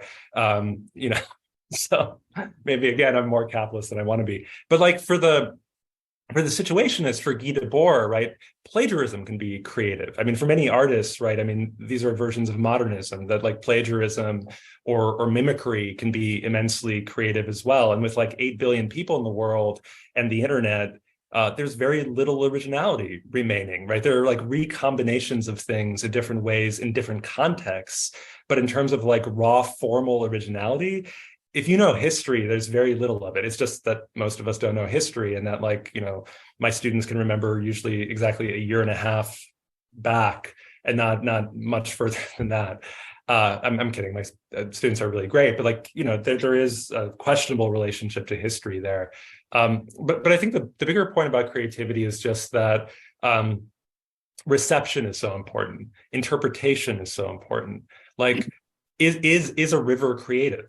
I mean, it's creative if you look at it in a particular kind of way. And like, can AI look like that? I don't know. They can process information. They can do something with that information that may seem original to a human being, but can they it's not even a question of consciousness, right? It's a question of of the kind of meaning, again, that you can make of a scene, of a context. And that, at least to date, seems like a very human, or at least organic dimension. I mean, I don't want to claim this, just like many animals can do versions of this too.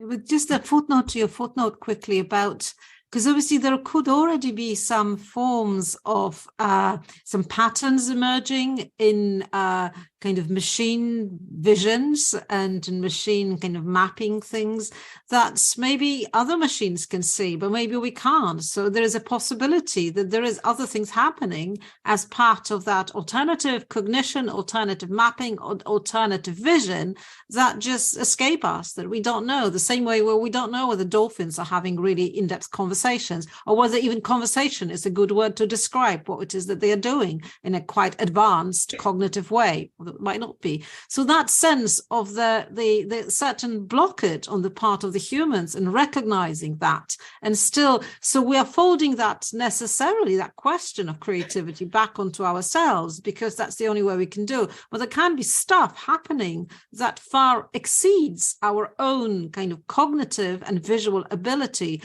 to grasp, to identify, to name, to valorize, and then to either valorize and enjoy, or to sell it, and maybe for the better. Can I add like a very small footnote to your footnote, to my footnote, to your initial enunciation? Very small, which is just that, I think about the kind of the alienness of these beings all the time. And maybe it's like an over romanticization of the whole thing, but I remember at one point in a talk, my friend Avery Slater was talking about what it would mean to write poetry for AI. I mean, this was years ago, and this is a version of some of what Jon and I were talking about as well. But what form would that even take, right? Something that was completely unrecognizable to human beings, but would in some way be interesting to a different kind of being. I think about things like the movie Her, right, where that AI is able to have thousands of romantic connections at the same time. And it throws off the protagonist. The protagonist is oh, I want monogamy and I want this sort of thing. And she's that's not how I process the world. Or it says, right, it's gendered in this particular way, but it says, I don't process the world that way. So what would it mean? Let's say if we take that model of AI, of being able to parallel process a bunch of information, what kind of poetry would you create for that being? Yeah, I think, something to remember too is that machines have a different perceptive spectrum than we do. So a painting for a machine should maybe not be within the visual spectrum. Music for a machine maybe should not be within human auditory perception. It definitely would exceed and be beyond those kind of realms. Yeah, I'll also defer defining creativity, but maybe in hearing the two of you talk about it, I'm thinking of creativity as being on some sort of spectrum, and depending on what side you want to lean on, as creativity as being something closer to generative, the capacity to generate, versus creativity as being something closer to imagination and the capacity to imagine something that you have never seen or heard about it before. If we think of creativity as closer to generative, then yes, I think AI systems are creative. They are creating something new. They are, at their essence, statistical machines and are trained on data sets. So what they are capable of producing is really going to be a byproduct of what they've seen before and what comes afterwards. So if your definition of creativity is really rooted in imagination, then maybe it's less creative than perhaps human creativity. But when it comes to imagination, I mean, yeah, then we're like back to like, Philip K. Dick and Do Androids Dream of Electric Sheep. Like, I don't know if machines imagine, but that would be that's a really beautiful thing to kind of think about. And I wonder, and then if we can make space for and can accept or recognize non-human creativity, which I think it sounds like we're all maybe in agreement of, and coming back to dolphins and play and pleasure being a creative act, then I think we can definitely look at, the possibility for non-humans to create, and therefore I don't see why AI systems should be excluded from, the valorized act of creativity. Yeah. Yeah, I think I just, quickly, I was thinking creativity outputs things that we like or we enjoy, right? So then we codify it, we build structures around it, we build programs to teach people how to make it. We build tools that turn something into, we build filters, and AI has been, continues to accelerate that stuff, but there's a point where we can start to feed back or Ouroboros onto these things. And so, I guess I hope that, by tickling the edges or finding those little breakages, we can then, move away or find the other like opportunities, right? Not just cycling on what's already become normcore because we like it, right? And be open to maybe the not understandability of what everyone's talking about here. All right. Well, thank you for engaging us through a number of questions.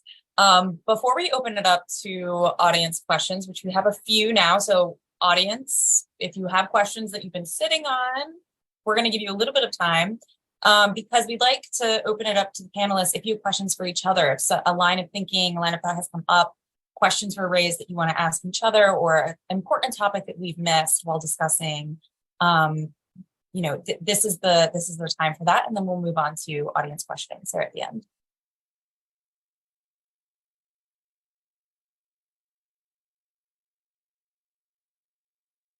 One question might be pop quiz. How many times has Patrick Jagoda changed his name? I've seen at least 2 name changes. Oh, it's higher. I have a question maybe for Patrick. I think this might be within your realm. Just from what I'm gathering, I think you've seen different cycles and booms and busts of AI, and I think right now what we're seeing is these large language models, these generative AI models are all, OpenAI kind of like released the floodgates. A lot of these big corporations had these models behind the scenes, knew that they were potentially problematic, but now the genie's out of the bottle, and eventually we're going to kind of reach some asymptote where everyone can have access to these models, and really what becomes a differentiating factor is the data sets. And so people talk about data as being like the new oil, and what really is going to differentiate what one data set can do, what one model can do from another one, is the proprietary data sets that you have access to. So, I would love to, as you were talking about kind of technological materialism with Kate Crawford and thinking about the material of data, like, are we really what's your take on this moment? As far as just maybe general intelligent systems being here, and now really the shift is kind of moving to the data sets that we can have access to, and what like novel data sets or proprietary data sets might mean in this case. Like how are we like shifting the focus away from maybe like computation or the actual like models themselves. And you did sort of mention that we might see like another AI winter, like what might that deceleration might look like. Maybe there's a few questions in there, but just like really curious, like from a kind of a historical perspective, like what you're thinking about. Yeah, I mean, it's such an interesting question, right? Because whenever like novelty happens, we think that it's going to keep happening forever, because that's what science fiction or like fantasies of progress have led us to believe in some ways. And we did make like a huge leap around 2016, right? Where before that, it was like statistical AI work that had kind of like fizzled out a couple of times. And suddenly, like I remember the moment where Google Translate went from being like cool but okay to being like, what the, I'm sorry, I was going to like, I mean, seriously, like being so perfect in some ways that like as a game designer, I could no longer use translation puzzles that required people who knew different languages to come in to do stuff because Google Translate was just so perfect. So the neural networks stuff, or at least perfect in some languages across some languages, not all of them. But the neural network stuff, GANs, kind of like the kind of learning that we've seen these systems do in this most recent round, that has been a huge plateau jump for sure. But I don't think that that's going to continue on forever, especially if one of the goals is general AI, which I don't think we're anywhere close to, because I just don't think this paradigm would lead us there incrementally. I do want to say, like, I mean, one thing about all of this, like, since we're thinking about like temporality and phases, is, I think this is we need to be careful in how we adopt neural networks and AI.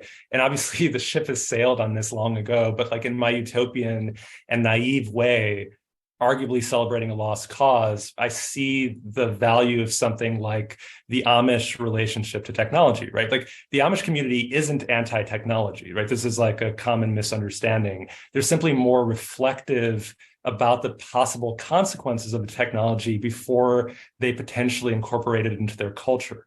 They deliberate for like a long time before making a decision about a change. And that doesn't strike me as conservative, at least that part of Amish culture, but rather as really wise, right? Also, it isn't like a one size fits all. Different Amish communities reach different conclusions about what is net positive or net negative. Most of them use electricity. Most of them use phones for work. They don't use standard grids. They don't drive cars, et cetera, et cetera. But, just today I was reading in The Guardian, maybe you all saw this too, that more than 1,000 AI experts signed off on an open letter that called for an immediate pause on the creation of giant AIs for at least 6 months so that we can evaluate the possible dangers and possibilities of systems like GPT-4. And even Elon Musk, who co-founded OpenAI, of course, signed this letter. Musk aside, this plan strikes me as immensely reasonable. I mean, it's right. It's only the culture that we're in that would kind of accelerate this pace. And to be clear, I'm also skeptical about this particular letter because I'm, so sure that GPT-4 and Midjourney are not even close to the most complex creative AI programs that companies like Google have available and are experimenting with right now. There's just not a good profit motive for making those AI public before there's clarity on user behaviors and uptake, right? So regardless, though, right, I agree with the sentiment, if not the reasons for slowing down.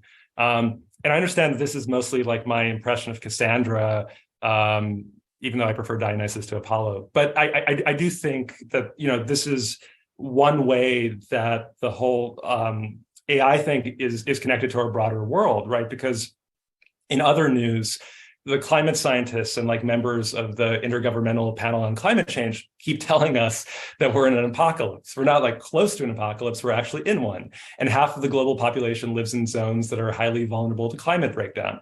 Half of the world's population experiences severe water scarcity already. right? Meanwhile, the Biden administration, which was supposed to be the climate administration, is auctioning off like an Italy-sized portion of the Gulf of Mexico for oil drilling just 2 weeks after they approved the Willow Project, which allows massive oil drilling in Alaska, right? So like, in all of these technoscientific realms, whether it's like energy or AI, which again are not unrelated to one another, everything is speeding up. Obviously, I mean, that's like the obvious capitalist motive. So the question is like, how do we slow things down? Of course, we want to experiment with these systems. We want to understand them if they're being deployed in a variety of ways, especially as educators and as researchers. But as we think about this long history of AI, I wonder, if there are effective strategies for slowing it down. Sorry to have gone a little bit into a different direction. Great. So all right, I'm going to open it up to questions from the audience. We have a few, and I'm going to actually sort of put together, use my editorial authority to put together two questions, one from Matt Whiteley and one from Alberto Tegel. So Matt Whiteley asks, how do we address copyright of AI automated content? Shouldn't these creations be considered open source work since the concept of originality is not intact or does not survive maybe the development of generative AI? And Alberto asks sort of more broadly, what do you think about AI and authorship, right? And these questions seem to me to be sort of clearly linked together. So I thought I'd throw that out to the lot of you.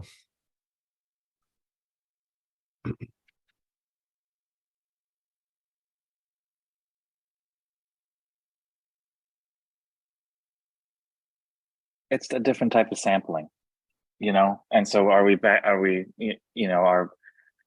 in my mind, I mean, it's right on the heels of the conversations that we've had about these of sample culture, and it's different, of course. It's in a lot of ways, but that's how I look at it, and that's so I think I haven't followed the Midjourney lawsuit that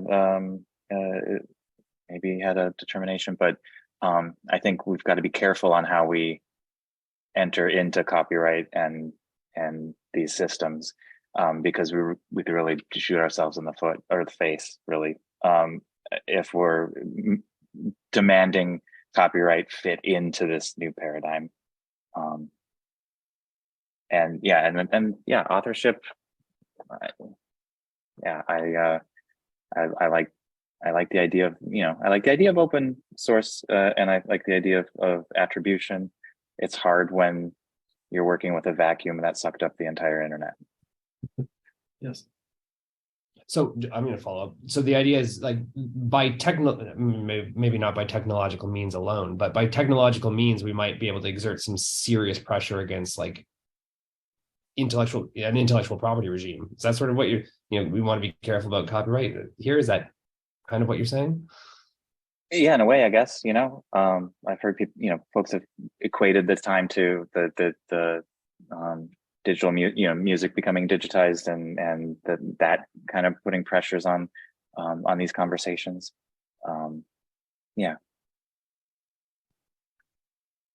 Obviously, a utopian answer would be that this would allow us to kind of go back to the origins of copyright, which was obviously tied in to the origins of modern capitalist subjectivity, and kind of looking at the early industrial periods and thinking, okay, can we envisage a different society? And can we treat this moment as a moment in which we decouple that idea of kind of copyright from human subjectivity and go for other models, more collaborative, more, and there is already experiments along these lines. For example, in Britain, a prestigious art prize, Turner Prize, was awarded to art collectives, I think last year.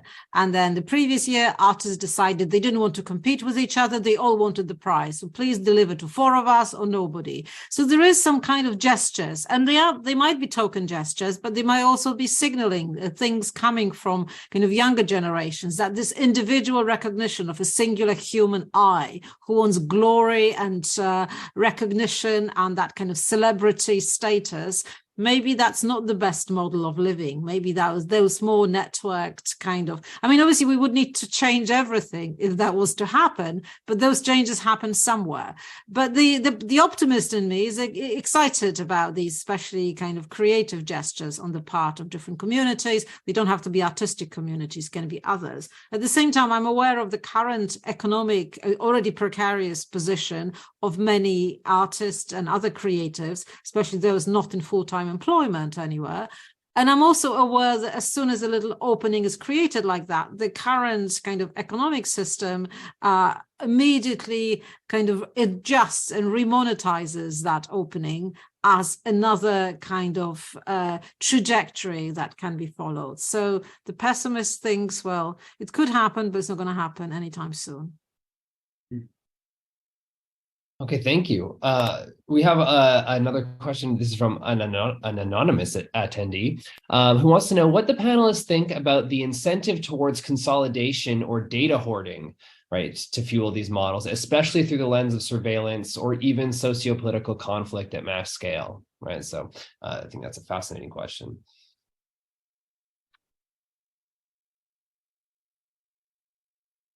Yeah, I think that, this is something that I think about a little bit, and this comes back to this idea of like proprietary data sets being what will become the differentiating factor between which model performs better on what certain kind of task. And I think that is going to become the big thing. I think you might start to see companies like Google or Adobe licensing, Getty images for hundreds of millions of dollars to have inside of their models. Maybe to like quickly go back to that previous question, which will kind of lead into this. It's like attribution is not difficult. Like these models, these technologies, these interfaces like deliberately obfuscate where they're sourcing their data from, and it would be it's a solved problem, a solved engineering problem to cite for every sentence that comes out of ChatGPT where it is being sourced from statistically to generate the answer that you're getting. So, you're getting this product that seemingly is creating some answer, but if you wanted to get back to the source, you really could very easily. And so I think what we're going to see next is lots of lawsuits around these data sets, lots of copyright kind of issues. The siren. But yeah, I think in the case of speech and in voice, one of the issues that I, sort of deal with marginalized communities, with Black speech, is the question of whether or not we want to have, I'm not speaking for all Black people, whether or not these communities want their data to be in these sources. On one side, it becomes these products become more useful. They actually are usable by these different communities. But on the other side, and we've just seen historically, like it's more likely the case that they become surveillance tools for these communities and for marginalized communities.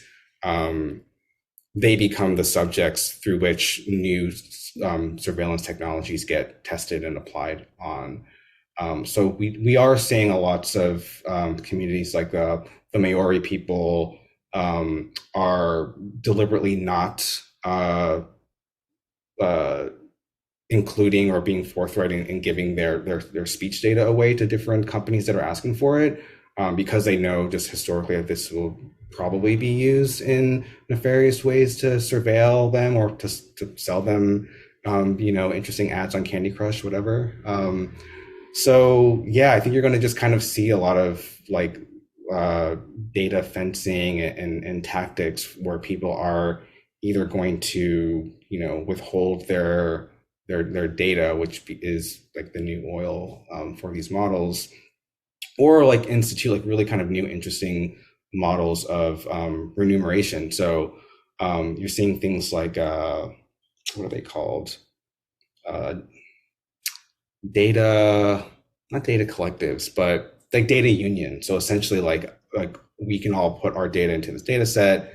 It gets used and monetized in some sort of way, and then we bring that money back to the people whose data we sourced it from, and then they get some sort of some payment out of it. That's kind of an interesting way to maybe to think about what that might look like. But yeah. I love that a siren came on at exactly the moment of talking about marginalized communities, surveillance, and AI. Could not have planned that better, right? Also, part of this predictive policing, right, and the way that AI are used for the kind of like Minority Report become real kind of situation that we're seeing in many communities now. You know, I mean, I think it's like we were thinking earlier about like the problems of the individual and the possibilities of the collective, which, you know, I totally agree with. There's another scale that we can think about here, which is like the individual, right? The way that Deleuze writes about this, for instance, right? So surveillance of our sensorians has already happened at that level, right? I mean, through like Web 2 technologies, essentially, where it isn't about individual consciousness and it isn't necessarily about like collective assemblages, though there's a dimension of that as well. It's more about affect. It's more about like pre-conscious, non-conscious forms of embodied relation to the world.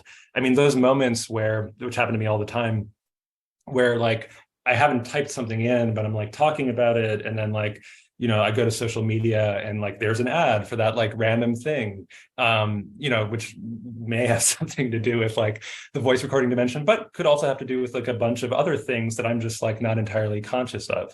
Like those are moments at which like affect is already being mined, individualism is being mined for value, for profit. And you know, and AI are going to be part of how that happens. It already feels surreal when it takes place, but arguably it's going to become more and more so if the current kind of like, you know, political and power regime continues in the direction that it's been moving for quite some time.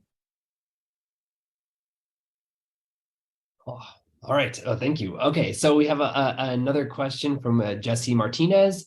And Jesse asks, considering the panel's expressed lack of interest in AI replacing artists and replacing their practice, what role, if any, would AI need to play, or what would the relationship between the AI and artists need to be for a meaningful artistic collaboration between humans and AI in your respective creative domains? I think surprise. I mean, that's just like a word I'll throw out because we have limited time. Like whatever the AI is doing, like I want to be surprised by it as an artist. Mm-hmm. And also the question, maybe a moment of reflexivity of like meaningful to whom, presumably to humans, because in a way we are not anywhere near having an AI to whom anything would be meaningful in a meaningful sense.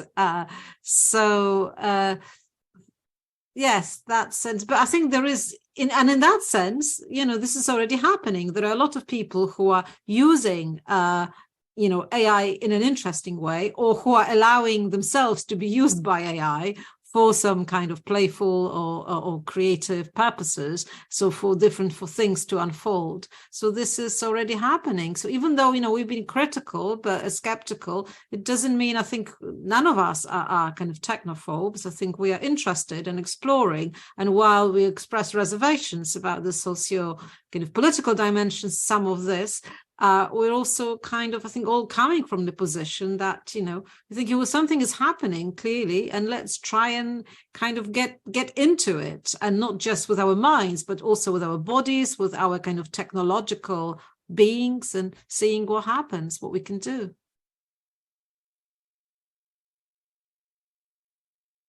Yeah, so we have about 2 more minutes or so for if anybody has other thoughts or comments, responses. If not, we'll toss one more audience question, try to get as many as we can. So just quick responses with that. So, you know, Joanna, you mentioned that, you know, this might involve us being used by AI as opposed to using, right? Sort of putting ourselves in a passive position, right? And that relates to this, what I assume will be the final question here from Jeremy Shipley, who just asks, well, how can we, the users, trust the motivations or the intentions of the companies and wealthy investors behind the development of AI? Right? How can we trust them, especially if it involves putting ourselves in vulnerable positions? Mm-hmm. I mean, it's like how can we trust capitalism? How can we trust, no, I mean, I think the short answer is we can't, and probably we shouldn't. Yeah. So. I'll not endorsing, but Mozilla just announced this new initiative called Mozilla.ai, which is about building trustworthy AI in transparent systems. So yes, agreed. You probably shouldn't, until you yourself can, I don't know, take it back home with you and open up the parts and see what's actually inside the black box. Until you can't, and it's just this browser-based interface, I think you really can't know whether or not what's behind that screen is an AI system or a mechanical Turk or anything else. Or by proxy, at least if there are institutions whom you trust. You get expertise by proxy, because I don't think we're suddenly not going to become kind of large-scale computer programmers. Some of us might be, but I mean, I'm not a programmer. But at the same time, you hope there will be at least some who will take on the labor and with whom that we will invest some kind of trust. Yeah, I mean, it's amazing how much these companies sell a desire for a solution to a problem that we didn't have in the first place through play. And I find this very sinister, because I think that there's like no more human or animal, I mean, I don't make a distinction, aspect of being whatever it is that we are than like playing, and like that is being used as a lure, right? Like my sitting there and like messing around with GPT-4, which of course I'm going to do given like my profession and my interests, but nonetheless, like they're taking this data collection machine and rolling it out as a toy, as a Trojan horse in some ways, right? And we're all falling for it. Because it isn't a business product that is being given to us. It's a toy. And like, that's harmless. That's for kids. That's like, we're all going to make jokes and like produce memes about what AI are doing. That's a very effective strategy. And like big tech has been very good at using play as a tool of capitalism. I mean, think about what Google did with its like 4-day work week. And like on the 5th day, you get to do whatever that is playful, right? Like play and work were blurred in such a way that again is rather dangerous, and incentivizes us to trust these companies when in fact we can't. I'd add to play. I'd also add convenience and productivity. Right, those are the kind of the trifecta of the way that this stuff is being sold as friendly. Yeah, that's excellent. So, well, I guess we'll end on a cautionary note. But before we do end, I'd like to just thank again our participants, Johann, Joanna, Patrick, and Jon. Thanks for speaking with us and sharing your expertise and your insight. It's a very nuanced conversation, and we're deeply appreciative. I also want to thank our sponsors and affiliates again, the Eskenazi School of Art, Architecture, and Design at Indiana University, University of Notre Dame, the Riley Center for Science, Technology, and Values, the Arts and Humanities Council, and the Institute of Digital Arts and Humanities, Indiana University's Luddy AI Institute, and the Media School at IU, and the Center of Excellence for Women in Technology. I'd also like to remind everyone that we have our next virtual summit on this topic will take place on April 26th. We'll be also hosting a live roundtable discussion at IU on April 20th. And our virtual art exhibition will be up on our website, aisummit.art, in the coming weeks. And the live art exhibition opens May 7th at Indiana University. Thanks again, everybody, and have a wonderful night. Thank you so much. Thank you. Thanks.